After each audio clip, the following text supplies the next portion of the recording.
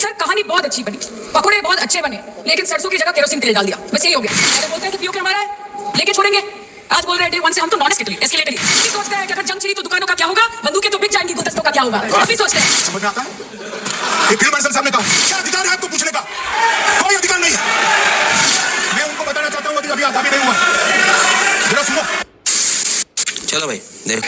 एक चुटकी सिंदूर की कीमत ये गद्दार पाकिस्तान और ये बुजदिल आतंकवादी क्या जाने, पर नरेंद्र मोदी जी ये जानते थे और इसीलिए उन्होंने नाम रखा ऑपरेशन सिंदूर, जिसे सुन के सबकी भावनाएं जाग उठी और प्रधानमंत्री से हमारी उम्मीदें बहुत ज्यादा बढ़ गई। सर कहानी बहुत अच्छी बनी, पकोड़े बहुत अच्छे बने, लेकिन सरसों की जगह केरोसिन तेल डाल दिया, बस यही हो गया। सर हम बोलेंगे कि आपने घर में घुस के मारा, तो आप बोलेंगे देश प्रेमी।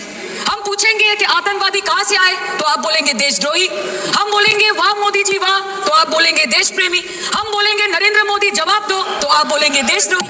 ऐसा नहीं होता सर, ऐसा नहीं होता सर। आपके और हमारे बोलने से कुछ जाता भी नहीं आता भी नहीं। हमरा क्यों एटा हाथ छड़ा कोल्लाम, आपने ईंट का जवाब ईंट से दिया, देश चाहता था कि आप ईंट का जवाब पत्थर से दे। पहले बोलते हैं कि पीओके हमारा है, लेके छोड़ेंगे।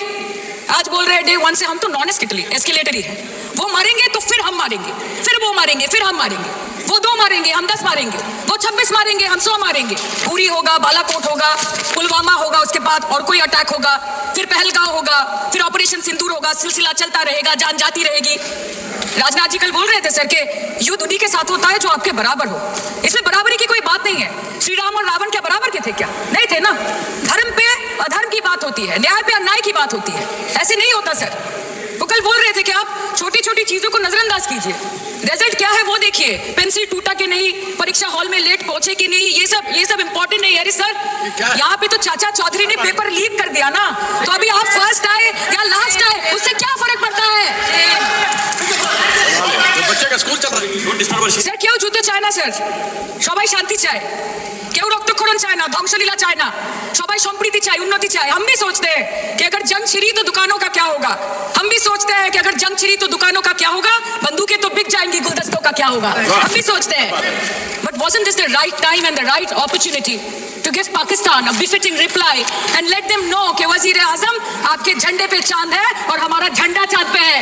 To let Pakistan know कि आप 1 किलो आटे के लिए आपस में लड़ते हैं और हम हर दिन गुरुद्वारे में पूरी और हलवा बांटा करते हैं।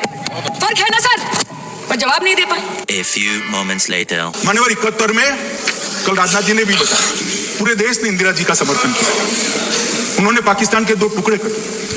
बहुत बड़ी विजय थी भारत की और सदियों तक भारत इस विजय पर गर्व करेगा। हम सब भी करते हैं, हमें कोई आपत्ति नहीं। मगर हुआ क्या मान्यवर, युद्ध की विजय की चकाचौंध में क्या हुआ? 93 हजार युद्धबंदी हमारे पास थे, 93,000 और 15,000 वर्ग किलोमीटर क्षेत्र पाकिस्तान का हमारे पास था।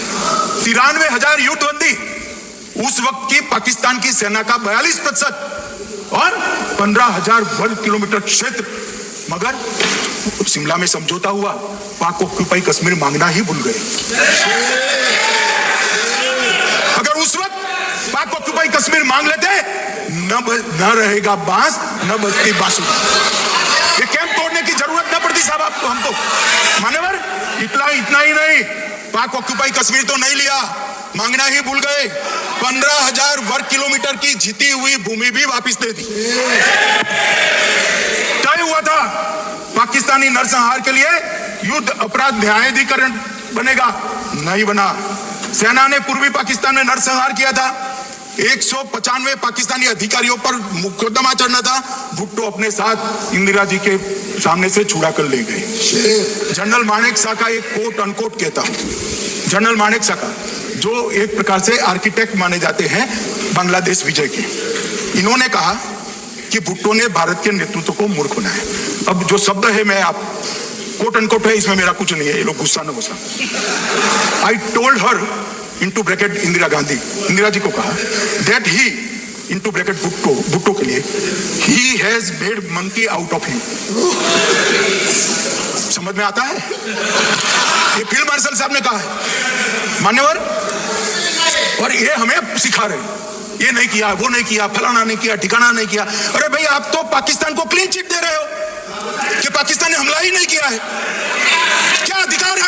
का कोई अधिकार नहीं है। साहब देखिए क्या होता है। मैंने कहा पाकिस्तान को क्लीन चिट दे रहे हो, तो कनी मोदी जी कह रही है कि हम नहीं दे रहे।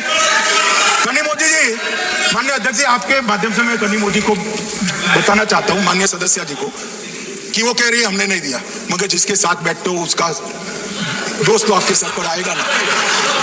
चिदंबरम जी कर रहे हैं, आपके राज्य से है, कांग्रेस के प्रमुख नेता है, देश के पूर्व गृह मंत्री कह रहे हैं कि पाकिस्तान ने आतंकवादी नहीं भेजे थे। क्या क्लीन चिट देना चाहते हो? किसी को अधिकार नहीं है साहब यहां आतंकवाद पर बोलने का, किसी को अधिकार नहीं। मान्यवर, मैं अब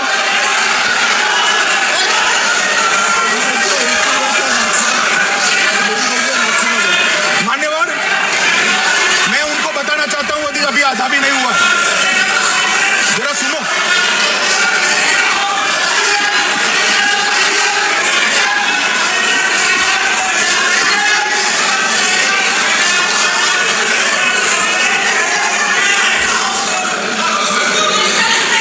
मान्यवर, 62 के चिन्ह में क्या हुआ, 62 के युद्ध में क्या हुआ? ये अभी कल कुछ कांग्रेस के सदस्य चीन का सवाल पूछ रहे थे, मैं आज पूछना चाहता हूं 62 के युद्ध में क्या हुआ?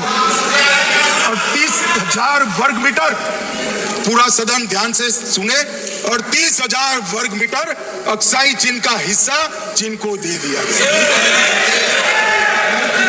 और वर्ग किलोमीटर ही बोला, वर्ग किलोमीटर। और मान्यवर, ऐसी ही चर्चा उस वक्त सदन में हुई। मैं तो बड़ी गंभीरता से जवाब दे रहा हूं, मुझे बोलने नहीं देते। जवाहरलाल नेहरू जी ने क्या कहा?